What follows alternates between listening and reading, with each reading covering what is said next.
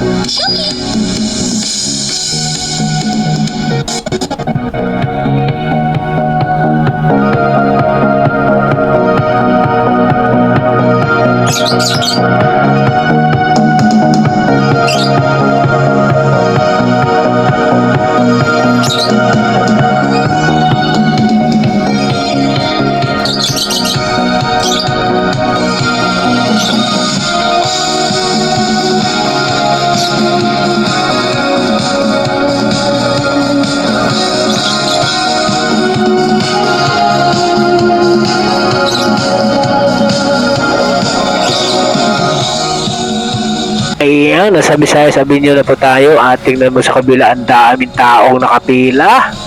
Ano kaya ang pinagpipilahan nila? Ayun oh, sa left side, banda. Ayun, yung pinipilahan siguro nila yung bigas. Ayan, dami talagang nagsisipayla sa mga bigasan, ano, na NFE. Ayun oh, dami talaga, ang haba-haba oh.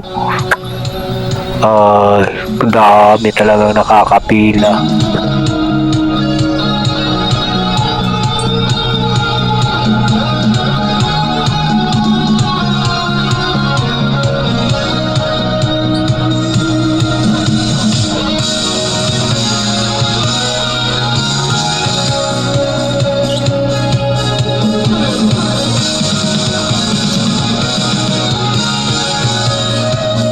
Yan, papasok na po tayo ng wildlife. Ayan, dito yung entrance nila. At iba rin talagang pang bayad ng tao at saka motor, ano?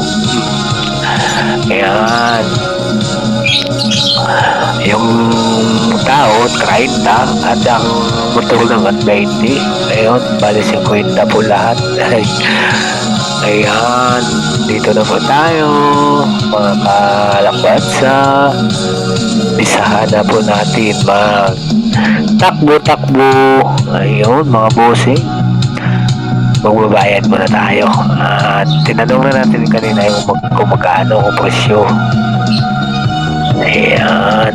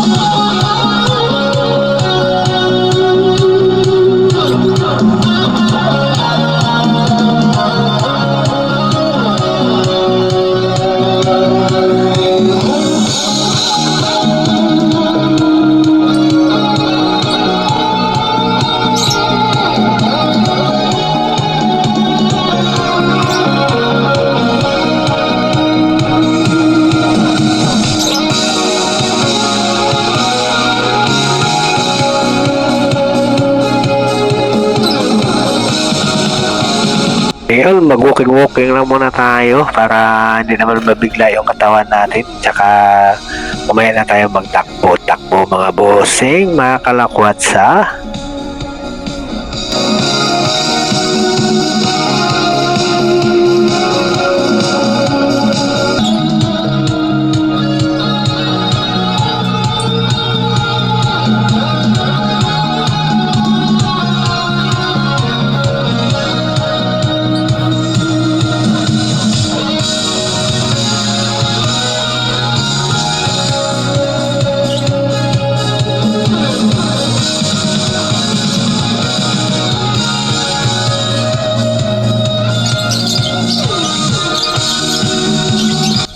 Hindi mo akalaing nasa gitna dito ng Quezon City, di ba? Nasa gitna tayo ng Quezon City. Ayun, bang tayo ay naglalakad muna, malalangap natin yung sariwang hangin dito sa loob ng wildlife. Ayun, makita nyo yung paligid, puro puno at malalaking puno yan. Akala mo nasa bundok tayo. Ayun, napakaganda yung mga puno na yan at maraming mga huhulog na mga dahon kasi taglagas ngayon. Ayan, napakaganda at napakasarap magtambay dito sa loob ng wildlife. Ayan, takbo-takbo muna tayo mga busing.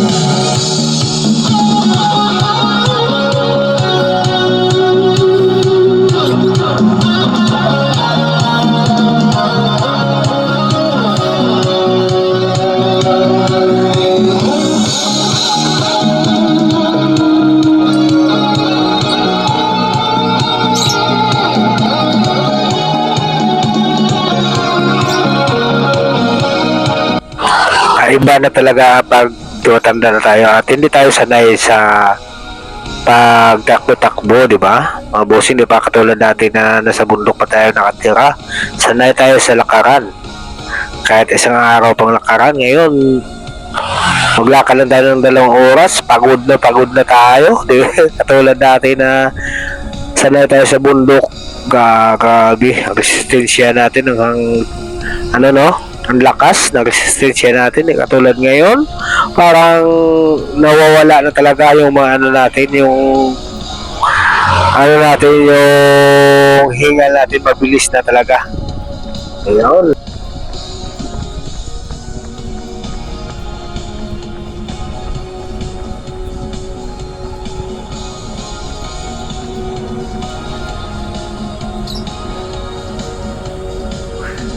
Ayan, dapat sanayin natin ang ating katawan na lagi na tayo bibigyan natin ng pagkakataon ng schedule at na mag-jogging tayo dito sa wildlife o di kaya sa circle man lang kahit sa 2 beses sa isang linggo, okay na po yun para bumalik yung lakas at tibay ng pangangatawan natin, para bumalik yung stamina natin. Ayan, mga kabusing, ngayon mga kalakwat zero, dapat sanayin naman talaga natin na maging masipag sa ating pagja-jogging para bumalik yung lakas natin. Ayun mga busing, oh.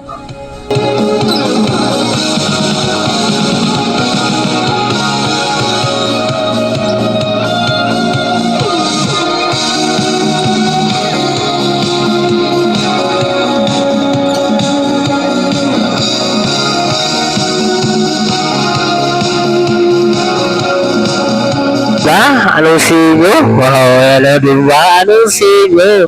Napakaganda dito sa loob ng wildlife, mga bossing. Ano sa tingin niyo, mga bossing? Oh, ano ba ito? Nasa Quezon City ba to? O sa bundok tralala? Nasa bundok tralala ba tayo? O dito lang po ito sa loob ng Quezon City. Napakalapit lang po ito sa City Hall ng Quezon City at Memorial Circle. Ayan. Napakaganda dito sa loob. Ayun. Maganda mag-jogging dito pag umaga. Walang katao-tao. Pero pagdating sa mga alas 2, alas 3, ayan, dami na po yung dito nagsushoot. Maraming nagsushoot na mga ikakasal o di kaya mga nagdidibo. Ayan. Marami yan dito. Ayan. Dito ang lugar ng mga nagpupotoshoot kasi napakaganda dito sa area na ito. Malamig at mapuno. Di mo akalaing nasa gitna ng syudad. Ayun mga bossing.